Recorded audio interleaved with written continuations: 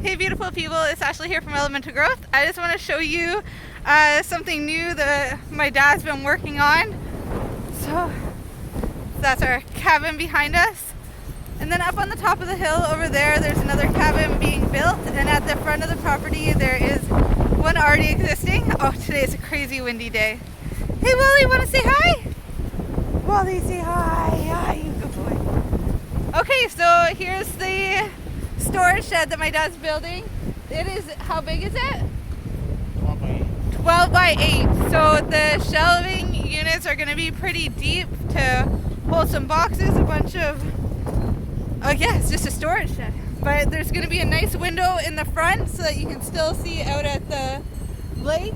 And I'm going to bring you guys down underneath here because this is all on a hill. Everything here is on a hill. We had to build a cage underneath and filled it up with rocks so that it's really sturdy. And as you can see, there's a lot of legs on here too, and we have them up on rocks to make sure that it lasts through the weather changes and everything too. It was linseed oil we put on the bottoms of them all.